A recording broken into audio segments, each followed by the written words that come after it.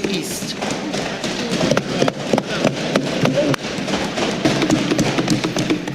Madam Speaker, I want to thank you for recognizing me and giving me the opportunity to join in this very important debate.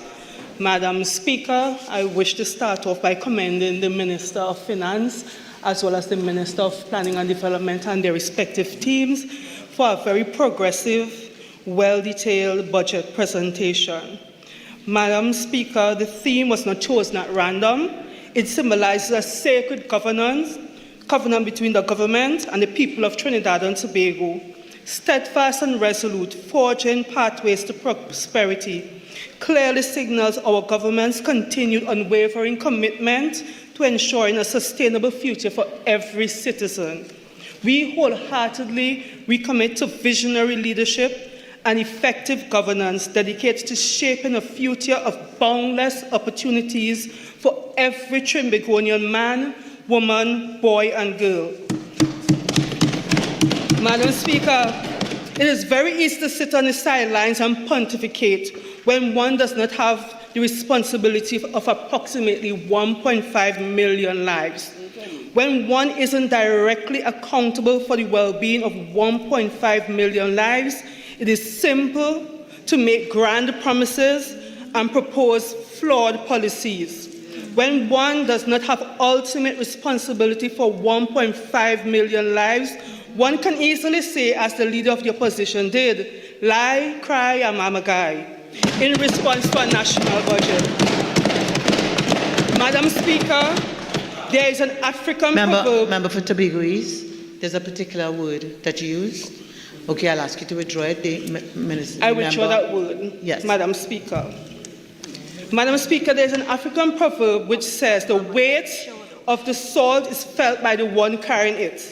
Leading Trinbagonians is no easy task, but with the unwavering support of his cabinet, MPs and the wider public service, the Honourable Prime Minister has skillfully steered Trinidad and Tobago through challenging times. Having had the opportunity to serve in the office of the Prime Minister for 2 consecutive terms, I want to express my heartfelt gratitude to the Honourable Prime Minister for his exceptional leadership. Madam Speaker, before I report to the Parliament on the portfolio that I'm assigned, please permit me to clarify some of the misconceptions as it pertains to Tobago, the central government's commitment to the people of Tobago, the government's support of Tobago's development agenda, and the allocation to the Tobago House of Assembly. Madam Speaker, if you approach any of my ministerial colleagues and ask them if they wanted a larger allocation, they would all say yes.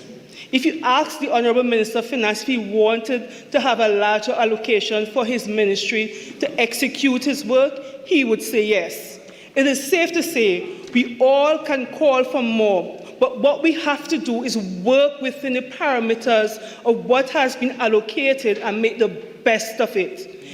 Madam Speaker, in Tobago, there's a common belief that the funds allocated to the ministries and central government agencies don't really benefit Tobago. But let me tell you, that's simply not true, Madam Speaker. The allocation to the Tobago House of Assembly is specifically meant for the administration of services in Tobago, as well as the development of the people and the island of Tobago. Madam Speaker, 2.599 billion, equivalent to 4.35% of the national budget, has been earmarked for the Tobago House of Assembly in fiscal 2025.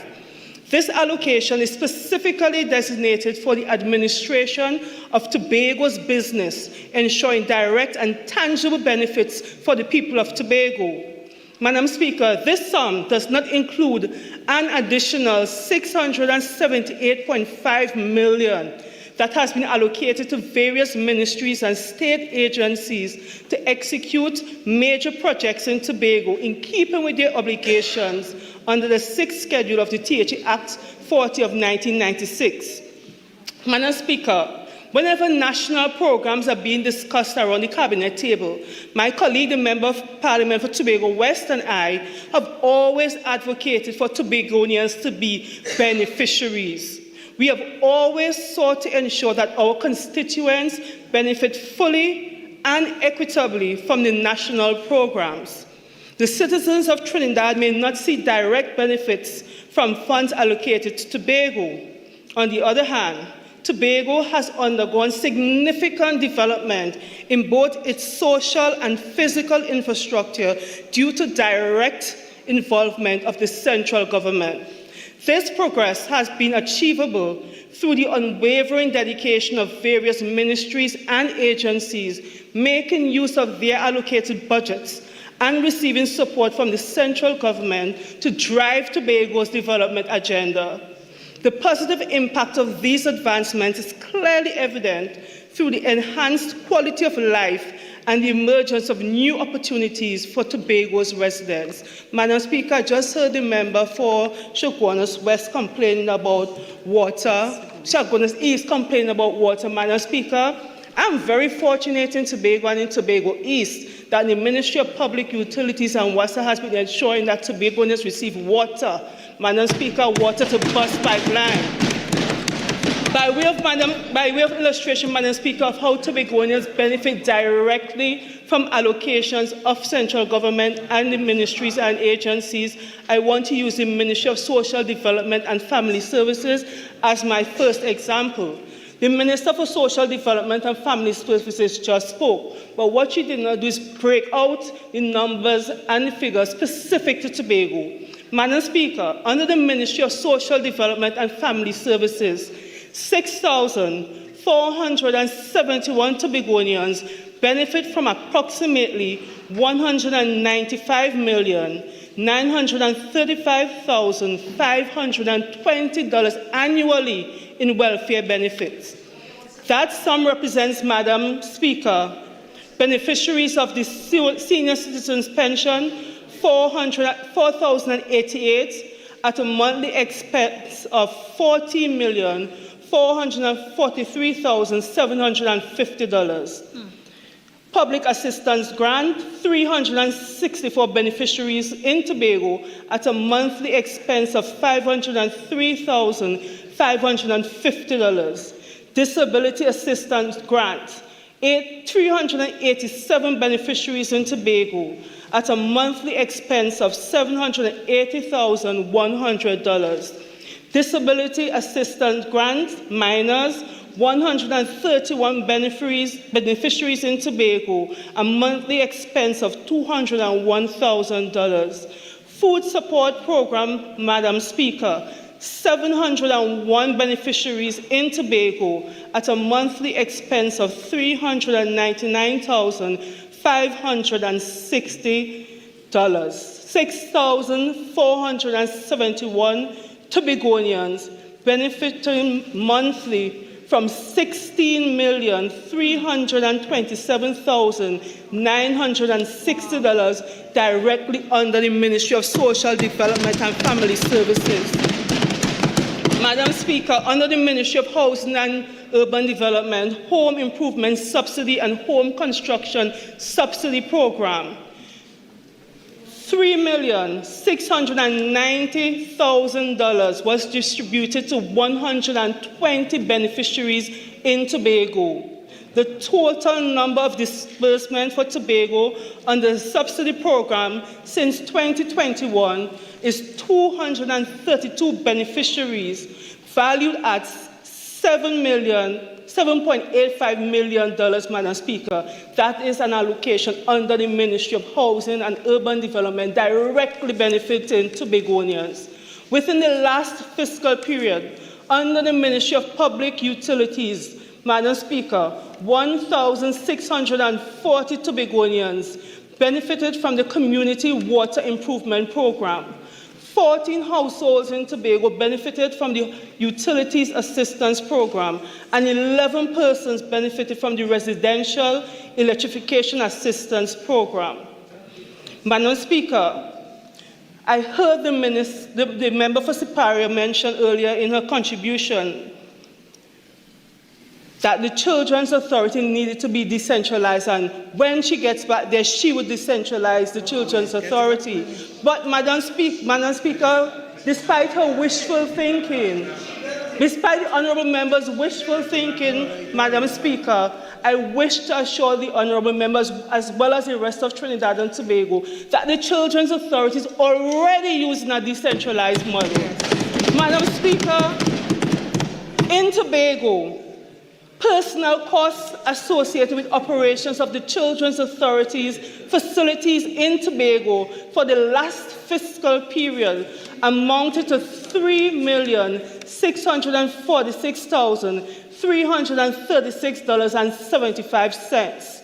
Additionally, last fiscal year, the Children's Authority spent $227,610.60 on care and maintenance of children under their supervision in Tobago. Madam Speaker, the Charlottesville Methodist Primary School can boast of being one of the first schools nationally to be fully powered by solar energy. And Madam Speaker, I want to big up my colleague, the member for Lopino Bonnet. Madam Speaker, the 15-kilowatt solar plant project in Charlottesville Methodist Primary School represents a significant step towards sustainable energy practices and climate resilience in Tobago. This initiative was financed by the Ministry of Public Utilities via the Public Sector Investment Program at a cost of $631,000.69 approximately. Madam Speaker, under the National Water Sector Transformation Program, the Ministry of Public Utilities and WASA recently awarded a contract for the Goldsboro water treatment plants. On completion, this project would benefit approximately 6,828 persons in windward communities. Madam Speaker, and I'm proud to say that I will be one of the beneficiaries. Madam Speaker, I can continue to highlight various ways in which allocations from ministries and state agencies directly benefit Tobago, but I think I've made my points. Madam Speaker, Thomas Sowell once said, and I quote, "There are few things more dishonourable than misleading the young," end of quote. Are there more than one people on their legs making a contribution? Because I'm hearing a lot of talk. And Member for Vancouver South, I don't know if you wanted to make an interruption. I was particularly hearing you. So I don't know if it's that you want to make an interruption. You're senior enough to know how to make it. Member for St. Augustine and Member for Princestown, if you all need to carry on a lengthy conversation, I invite you to go out, have it, and you're always welcome to come back. Member for Tobago East. Speakers, before, Thomas Sowell once said, and I quote, "There are few things more dishonourable than misleading the young," end of quote. Madam Speaker, today I take the opportunity to caution the Chief Secretary and his Executive Council that there are few things more dishonourable than misleading your electorate. Madam Speaker, Tobago's decline under the PDP-TPT administration is not primarily due to a lack of funds, but an abundance of corruption, mismanagement, and waste. Madam Speaker, the effective and efficient management of Tobago's affairs depends on the Executive Council dedicating more time, more effort, and more resources to the thoughtful and strategic administration of the island's business. This requires careful planning and execution of policies and initiatives aimed at fostering the social, economic, and infrastructure development of Tobago. Madam Speaker, the Executive Council must prioritize collaborative and constructive engagements with central government that serve the best interests of Tobagonians. By focusing on governance and development and avoiding petty conflicts and victimization, the Executive Council can significantly enhance the well-being, prosperity, and overall prospects of the people and the communities of Tobago. And Madam Speaker, I'm passionate about this because I live in my constituency. I'm raising 3 children in Tobago. Madam Speaker, one way the Executive Council can demonstrate its willingness to put the interests of Tobago above their own political ambitions is by calling on their friends in the UNC to support the 2 Tobago autonomy bills. Madam Speaker, Tobago can count on the support of every PNM member in this honourable House. Can Tobago, Madam Speaker, count on the PDP, TPT and their friends in the UNC? Madam Speaker, I doubt they can. Madam Speaker, I live in Tobago East. I serve the people of Tobago East, and I'm blessed to have had the opportunity to serve them with dignity and integrity for 2 consecutive terms. Madam Speaker, I serve a prideful people, I serve a good people, and my constituents deserve good, stable government and governance.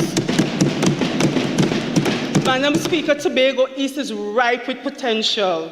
We have the right attitude, the right people, and the right desires for our island and our constituency. Madam Speaker, because we recognize that Tobago's full potential cannot be recognized unless we have greater autonomy, my constituency office, my team and I, we have been working with our constituents, preparing them to be in a better position so that when the opportunities that greater autonomy would present come to Tobago, Tobago East would be ready and willing and prepared to fully reap the benefits. Madam Speaker, during the last fiscal period, the Tobago East Constituency Office partnered with Robley Baines Tax and Accountancy Services, and I want to thank that agency for rendering free services to constituents in Tobago East by way of hosting a 3-part business workshop series for constituents to help build businesses in the constituency and drive commerce. I thank Robbie Bin again, Madam Speaker. Madam Speaker, recognizing the need to support women and to prepare them for a new Tobago, my team and I would have continued our Chai and Chat initiative, bringing women together, helping them to meet each other in a safe space to discuss issues and to find workable solutions, building a network of resolute women in Tobago East. And because, Madam Speaker, we recognize that men are just as important in building this nation and building our community and our constituency. And because we recognize that men face the same challenges as women, we would have commenced a program called the Hand Jack Initiative, creating a safe space for men to meet, to discuss issues challenging men, to discuss how they can resolve those issues, and to find meaningful and workable solutions. Madam Speaker, because we recognize period poverty is a real issue in our constituency, we would have partnered with an NGO called the Caribbean Women Honors and Empowerment, Shawe, in Trinidad, and they would have come to Tobago, partner with the Tobago East Constituency Office for us to host what we call the P-PEN Initiative. Period poverty ends now. Madam Speaker, we were able to partner with schools in Tobago East to ensure that the vulnerable girls at those schools would have their feminine hygiene products provided for them. And I thank Chawe, Madam Speaker. Madam Speaker, we also partnered with the Diabetes Association of Trinidad and Tobago. We recognize that the health of our constituents represents the wealth of our constituency. And to ensure that we have a constituency and constituents who are in their best possible health, Madam Speaker, we partner with the Diabetes Association of Trinidad and Tobago to host a pop-up health clinic at the Tobago East Constituency Office. Madam Speaker, we will continue to support our constituents to help them, to prepare them to become the ones who will drive Tobago, this new Tobago, when we get that greater autonomy, Madam Speaker. And while we will continue to roll out initiatives and programs in Tobago at the constituency level, we will continue to do so also at the ministry level at Central Administrative Services Tobago. Madam Speaker, I've often heard those on the other side complaining about the allocations received. I've heard persons in Tobago complaining about the allocations received. Madam Speaker, it's about managing your resources well and using it strategically. One of the things that we have consistently done at Central Administrative Services Tobago, without a line item, is every July, August, we have continued to create opportunities through our school internship program for young people in Tobago to have the opportunity to earn an income while getting on-the-job training so that we help to build a workforce in Tobago that is resilient and ready and prepared to help Tobago's development agenda. Madam Speaker, CAST has been able to do that year on year on year by reprioritizing our allocation, moving our monies around so that our young people would be able to benefit, Madam Speaker. And the same way CAST has been able to do that, other ministries have been able to do that, Madam Speaker. And with the right attitude, I am positive that the THA would be able to prioritize its allocation so that all of Tobago would benefit, Madam Speaker. It is a small pie, but we all can benefit from it equitably. Madam Speaker, I want to turn my attention to the Child Affairs Division and what we have been doing. Madam Speaker, from October 2015 to September 2024, the Office of the Prime Minister, Gender and Child Affairs invested over $1,107 million in child care and protection under recurrent expenditure alone. Madam Speaker, that is quite contrary to what we heard from the opposition leader this morning. Madam Speaker, more than half of this investment, approximately 55%, went to the Children's Authority of Trinidad and Tobago.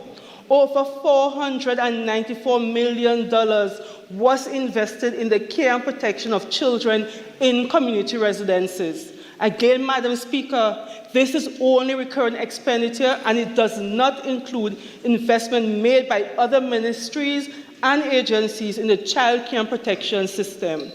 Under the People's National Administration, led by the Honourable Keith Christopher Rowley, our Prime Minister, our country was able to develop the first ever national child policy. And we were able to further strengthen the child care and protection system by ensuring the proclamation of Section 3, 1 and 2 and 17 of the Children's Community Residences, Foster Care and Nurseries Act, Chapter 4604. Madam Speaker, the member for Superior spoke about wishful thinking, if they have the opportunity to get back there, about trying to create legislation, improve the child care and protection system. Madam Speaker, when I took the reins of child care and protection in Trinidad and Tobago, I met a struggling child care and protection system. Madam Speaker, the Children's Authority was established without the supporting framework. Madam Speaker, the member for Superior's then AG, when he exited office, came back and sued the government. The energies that I should have been putting into building out the child care and protection system was we had to put that energy into fighting court matters, Madam Speaker. And they talk about caring for children. They talk about wanting a better child care and protection system, Madam Speaker. The track record says otherwise. Madam Speaker, we have never hid the facts and the realities of the situation for the people of Trinidad and Tobago. That's we right. have always been very honest and open. That's right. When we had the issue of the reports on child abuse in our homes, Madam Speaker, the government of the Republic of Trinidad and Tobago took decisive action. We launched an investigation.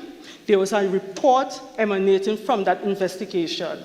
Coming out from the action plan and the recommendations from the Justice Jones report, the Cabinet established a standing committee on child protection in 2022. Madam Speaker, the Standing Committee on Child Protection had as one of its main tasks the implementation of the over 200 initiatives and activities under the work plan.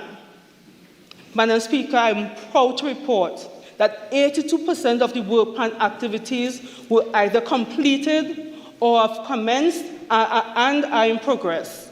Madam Speaker, implementation of the kinship foster care system, that has happened. Madam Speaker, the launch of the National Interagency Protocol for Child Abuse Prevention and Management, that has happened. Madam Speaker, child protection and safeguarding training for residential care workers, that was done. Madam Speaker, proclamation of Section 3, 1 and 2 and 17 of the Children's Community Residences, Foster Care and Nurseries Act, Chapter 4604, that was done. Madam Speaker, training of wards of the state, we did that. Madam Speaker, enhancement of the complaint system in community residences, done. Madam Speaker, implementation of a transitioning policy for children at community residences, tick that box. Madam Speaker, foster care for migrant children, done. Madam Speaker, onboarding of bilingual caseworkers, check that off the box, Madam Speaker. Madam Speaker, and I can go on and on. Right. Madam Speaker, I want to mention some of the other activities that we have been doing, but there's so much. But I want to mention a specific initiative, Madam Speaker. There's been a lot of criticism about not enough public education and sensitization. We have consistently gone out to the people of Trinidad and Tobago, raising awareness around issues around child care, child protection, child abuse prevention, Madam Speaker. Madam Speaker, 2,411 members of the public were engaged on the streets and other busy areas in discussions on child rights and child protection. 445 students were engaged on critical issues affecting them, and they shared their perspectives on child rights and child protection. 104 students in Tobago from 2 primary schools and 2 secondary schools were engaged. 881 students from 20 schools in Trinidad were engaged. 410 clients of 15 health centers participated in our pop-up workshops where we would have provided them information on child rights and child protection. Madam Speaker, we increased awareness around issues pertaining to, again, child rights and child protection through our community outreaches. 87% of the participants who we have interacted with indicated that after their interactions with our various public education and sensitization initiatives, that they would have gained a greater insight on what to do in instances of child abuse, how to respond in terms of caring for their children, and where are the resources allocated in terms of finding solutions to issues affecting children. Madam Speaker, in terms of enhancing skills, 97 participants were able to say that after engaging with us, they saw an enhancement of their skills. Madam Speaker, we worked alongside the member for Kumutu Manzanilla. Do I have all my glasses? Kumutu Manzanilla. And I want to commend him. Madam Speaker, when you see dealing with the children, the future of your nation, sometimes you have to put aside the politics and look at the people and the service. The Honourable Member for Kumutu Manzanilla, during last year's Standing Finance Committee, asked a question. And I said, we are willing to partner and collaborate. If you have an initiative that you would want to develop, come visit us. We will sit and we will talk. I give him credit, he came. I give the member for Tabaki credit, she came. The member for Moruga Table promised to come and turn up. But Madam Speaker, coming out of that engagement, an initiative was developed by the office, the Constituency Office for the member for Kumutu Manzanilla. That initiative was adopted by the Office of the Prime Minister and is now being rolled out nationally, Madam Speaker. The member for Kumutu Manzanilla would have recognized that in his rural constituency, the issue of child abuse was prevalent. And he said to the Office of the Prime Minister, Gender and Child Affairs, I want us to work on finding a creative way to reach the people so that they could understand the risks around child abuse, so that the children could understand. And he put it simply, good touch and bad touch. That is how simply put it. In the Know on the Go has been going throughout communities and constituencies throughout Trinidad and Tobago. We recently worked with the constituencies in San Fernando, Port of Spain. We worked with Tobago and his constituency, and we have the intention of going to every single constituency office because we recognize that, Madam Speaker, the constituency office serves as a first responder. If we train the staff, then they are better able to go out into the communities and provide the information, working alongside government to bring about meaningful change for our children. Again, I want to commend the member for Komutu Manzanilla. Madam Speaker, child protection, stakeholder engagement. Child protection is everybody's business. That has been our mantra, going out throughout Trinidad and Tobago, reminding that every single citizen that we all have a duty and a role to play in protecting our nation's children. Under our Child Rights Ambassadors program, which caters for young people between the ages of 12 to 18 years.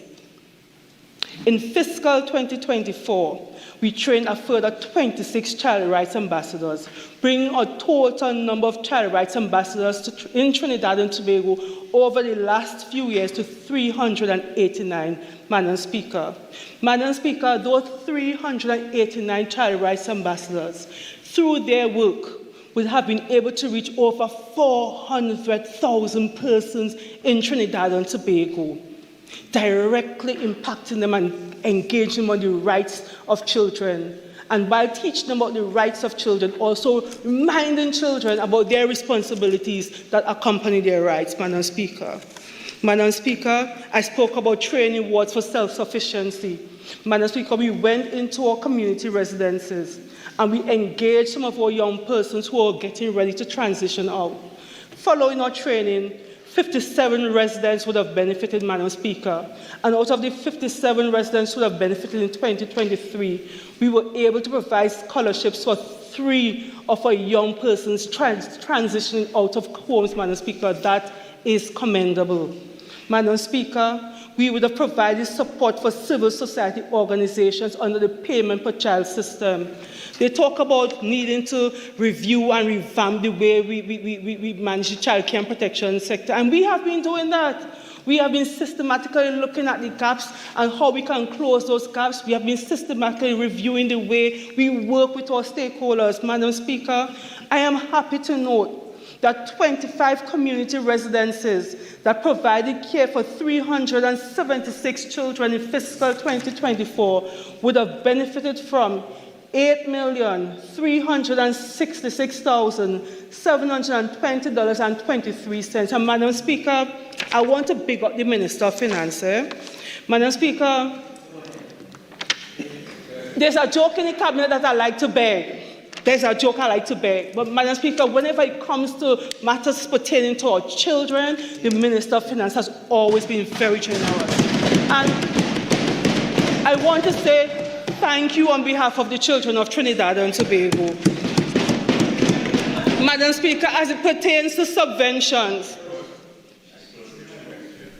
no, this is true talk. He has been very generous to us. Very, very generous. Madam Speaker, as it pertains to subventions, the St. George Children's Home, the St. Mary's Children's Home, and the St. Dominic's Children's Home also cater for children in need of care and protection and in need of supervision. Under the support of central government, we have been able to continue providing subventions to these agencies, and we will continue to do so even as we review the structure of the subvention system with the support of agencies, Madam Speaker. Madam Speaker, as we look towards fiscal 2025, some of the plans of the Child Affairs Division include an assessment of the Children's Authority of Trinidad and Tobago. I heard the member for Sipara mentioning in her budget contribution that we are going to review the Children's Authority. Madam Speaker, it's already on the work plan. We have already started the process to engage a consultant to help us review the Children's Authority, to see if the existing model is the right model for Trinidad and Tobago, and if the existing model is deriving the best benefits for those vulnerable boys and girls. So, Member of Superior, no need to worry, we're doing it already. Madam Speaker, in our work plan, there's also the intention for us to review preventative programs. This project aims to assess and improve the effectiveness of preventative social programs targeting young people in light of rising youth disorderly behavior reported by the Trinidad and Tobago Police Service. And in doing this, we are also going to collaborate with the judiciary. This is an initiative under the Standing Committee on Child Protection, Madam Speaker. Madam Speaker, another activity that we would roll out in fiscal 2025 is specifically geared towards the East Port of Spain community. Madam Speaker, the East Port of Spain community intervention will provide vocational and life skills training to approximately 100 children in marginalized areas to help them achieve financial independence. Community stakeholders will deliver training sessions focusing on entrepreneurship and life skills. Madam Speaker, again, we are very concerned about the outcomes of our children who pass through our child care and protection system, especially those who have either been in one of our residential facilities or who might have ended up in one of the rehabilitation centers. So one of the things that we intend to do in fiscal 2025 as we have studied is a tracer study to assess the level of care to past wards of the state. We want to gather data on the care and the lived experiences of former wards of the state, and we will engage a consultant towards this end, Madam Speaker. We want to make sure that when they leave the care of the state and they're out there on their own, that they are thriving, Madam Speaker. We want to ensure that we could account for every boy or girl who would have passed through the system so that they aren't lost when they get out there on their own. Madam Speaker, another activity that we are eagerly anticipating the rollout of is the comprehensive midterm review of the implementation of the National Child Policy 2020 to 2030. After 5 years, Madam Speaker, it is imperative that we examine where we are as stakeholders and as a nation in achieving the developmental objectives for our children. And finally, Madam Speaker, one of the other activities I want to mention is the prevention and deinstitutionalization efforts. The aim of the child care and protection reform is to ensure children grow in loving, stable environments. So we want to look at ways that we could ensure that we promote more familial type settings for the care of children instead of institutions. And Madam Speaker, that is why the kinship foster care policy is so important and why I was extremely happy when we were able to roll out that policy. What it does, Madam Speaker, it gives families the opportunity to care for children who might not be able to stay with their immediate family. But more than that, Madam Speaker, it gives them the opportunity to access funding, support of the state when they take in these children. Madam Speaker, I want to give you an example. I was having a conversation with a lady who said that she had a child to take care of because the mother had died. She said, I'm really willing to take care of this child. It was her niece. I'm willing to take care of my niece.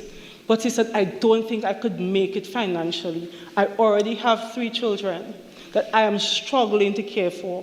She said, but if I get this support, I would take my niece so she wouldn't have to be in a home.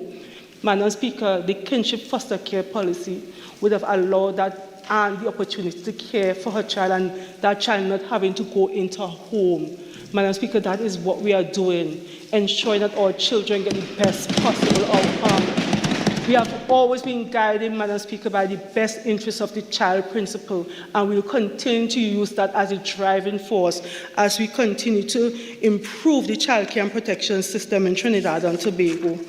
Madam Speaker, I would have mentioned the Children's Authority briefly, but I want to mention one of the projects happening under the Children's Authority that should be commissioned at the end of October. Madam Speaker, the National Care and Empowerment Center, formerly the establishment of a consolidated child support center, that's what was called in the books, but we are calling it the National Care and Empowerment Center. This project seeks to outfit a child support center that can consolidate the authority's current reception centers and provide suitable and secure accommodation for all children under its care. Madam Speaker, the completion of phase 1 of this project amounted to a TT $14,254,737.83 for infrastructure works and an additional cost of $3.9 million for the other variations. Madam Speaker, I had the opportunity to visit the facility, and it is quite a state-of-the-art facility. My hope, my wish, my desire is that the same care and love and attention to detail that went into creating the facility, that the persons who are going to be working there would put that same care and love and attention to detail when they are caring for our nation's most vulnerable children. Madam Speaker, oftentimes people ask for the opportunity to work. And then when you give them the opportunity to work, Madam Speaker, all they do is work. I want to send a signal to the people of Trinidad and Tobago. If you have any intention of applying for a job at the Children's Authority or Gender and Child Affairs, if your interest is not about the best interests of the children of Trinidad and Tobago, don't bother apply. I don't want you. Don't bother apply. Madam Speaker, we need the right people with the right attitude, the right skills, but most of all, people with a love for children to enter into the child care and protection system and to diligently work towards improving the circumstances of all our nation's children. Madam Speaker, another activity out of the Children's Authority I wish to mention is the Outbound Call Center. This project was a continuation of a proactive and timely approach to intervention and case management of low and medium risk cases by engaging telesocial work, in-person interviews, referrals to and follow-up with external agencies, and case closure or assignment to internal intervention teams. The team successfully addressed 28% of the cases brought to the authorities' attention in fiscal 2024, totaling 1,419 cases. The remaining 72% were assigned to emergency response teams for investigation under the Investigation and Intervention Unit. Madam Speaker, the Children's Authority would have gotten some licks over the years, and rightly so at times. But, Madam Speaker, the Children's Authority has gone through a restructuring process. They have been fully resourced by the Ministry of Finance. They have started the recruitment process to ensure that we have the ground soldiers, we have the right people at the technical level, but most importantly, Madam Speaker, the Children's Authority, they are working through their strategic plan to ensure that the authority becomes the best version of itself. And even while the authority is working towards becoming the best version of itself, we will continue, as I said before, through the engagement of a consultant, as we have already started, to review the model, see if it is the right model for Trinidad and Tobago. Madam Speaker, I want to talk about some of the work that we have been doing under the Gender Affairs Division. Forgive me if I'm going a bit quickly, but Madam Speaker, I'm very proud to announce that the government of the Republic of Trinidad and Tobago would have approved the National Strategic Action Plan on Gender-Based Violence and Sexual Violence 2023 to 2027. Madam Speaker, this is a first for Trinidad and Tobago. Madam Speaker, the NACC represents the largest investment by government into matters pertaining to gender-based violence and sexual violence in Trinidad and Tobago. We were able, Madam Speaker, to launch this action plan. We have been going out to ministries and communities, educating people on the action plan. Honourable Member, you have 2 minutes left of original speaking time. You're entitled to 10 more minutes to wrap up your presentation as extended time if you wish. Thank you, Madam Speaker. I will take the 10 minutes and take the other 2, and if you have extra, I'll take it as well. Thank you very much, Madam Speaker.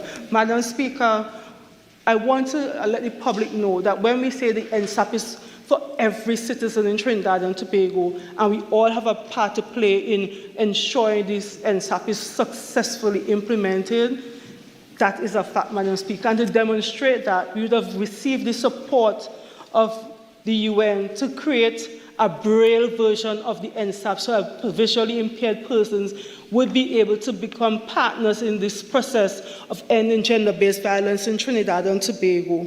Madam Speaker, we would have engaged 484 participants from various schools in our outreaches. We have engaged 827 persons from the Civilian Conservation Corps in our public education and sensitization efforts around gender issues, Madam Speaker.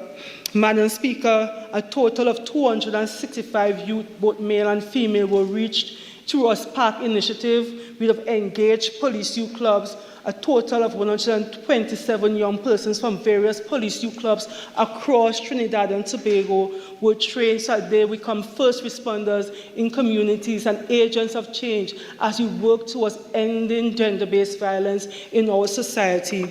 Madam Speaker, we would have partnered with the TT Post, putting our brochures and information in all the communities in Trinidad and Tobago, reaching persons at their homes by way of their mailbox, bringing information to them. Over 400,000 pieces of information delivered to households in Trinidad and Tobago. Madam Speaker, I want to speak about the STEP program, the Survivors Transformation and Empowerment Program. This initiative was launched in this last fiscal year, Madam Speaker. I've been going out into communities, engaging persons, encouraging them to make use of STEP. Madam, STEP provides an opportunity for NGOs, faith-based organizations, any organization working with survivors and victims of gender-based violence or sexual violence, giving them the opportunity to access up to $50,000 to provide training for a minimum of 10 persons.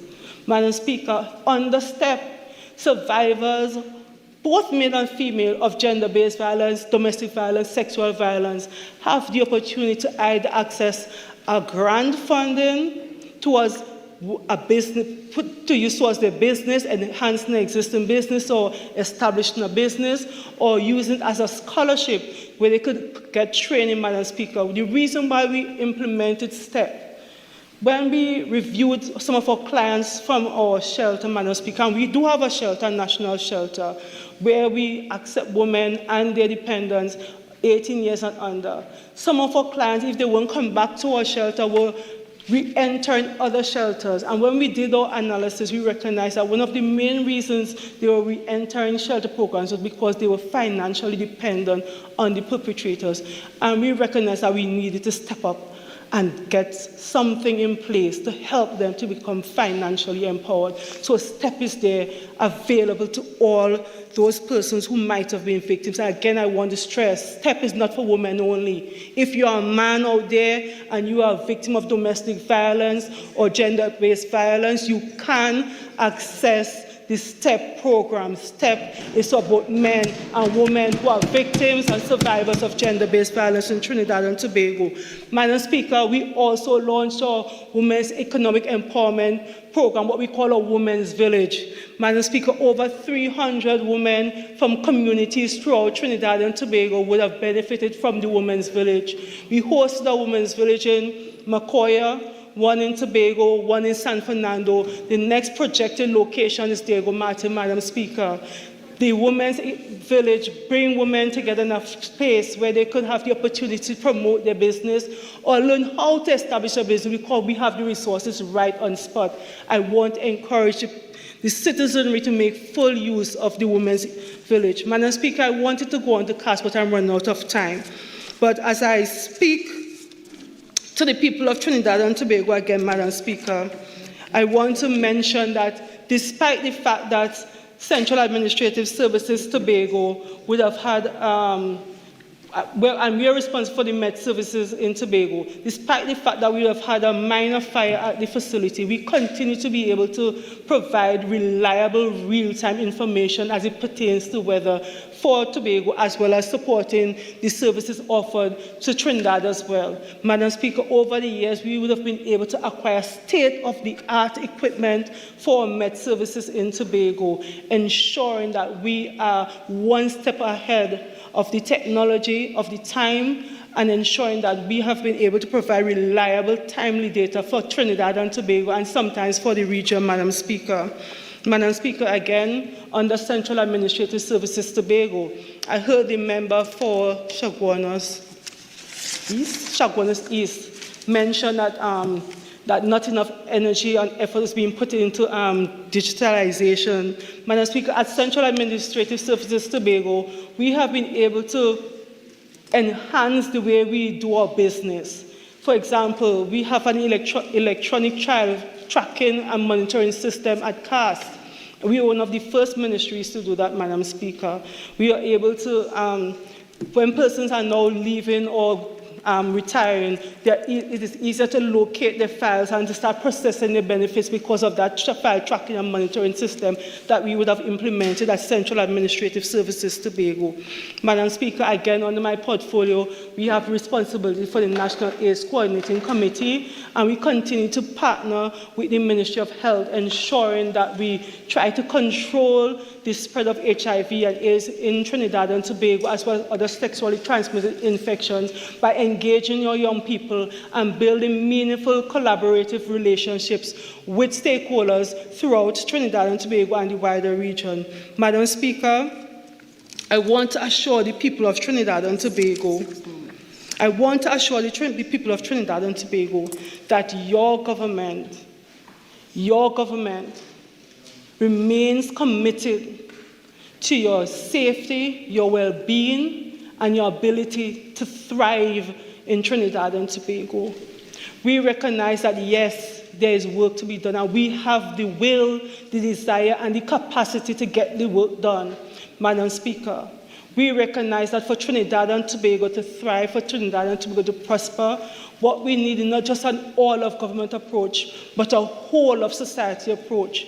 We need more persons to show that level of commitment, to put aside differences and partner with us as we work towards building a strong, stable Trinidad and Tobago. We need more persons to be like the member for Kumoto Manzanilla, put aside the political difference and come and sit around the table with us and discuss issues. We need more persons to be like the MP for Mayaro, to recognize that Spotlight Initiative was doing good for his constituency and to boldly and publicly support the initiative. We need more people to be like the MP for Tabakeet, to come and sit around the table and say, yes, these are some of the initiatives and programs that we could do to improve circumstances, Madam Speaker.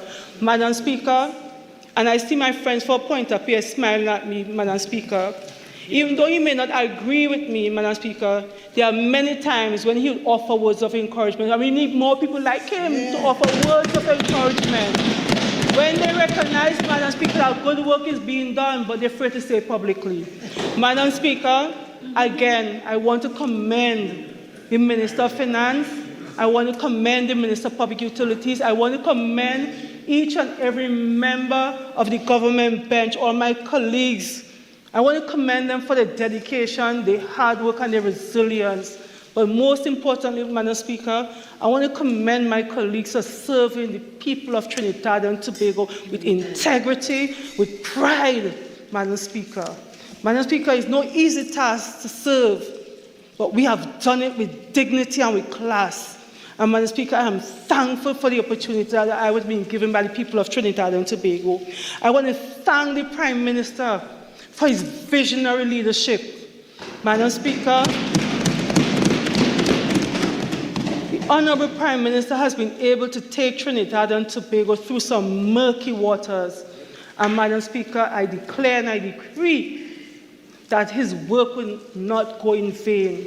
Trinidad and Tobago will continue to prosper. Trinidad and Tobago will continue to thrive. But most importantly, Madam Speaker, Trinidad and Tobago would live up to its full potential under the astute leadership of Dr. the Honourable Keith Christopher Rowley and this People's National Movement government. I thank you for the opportunity to contribute.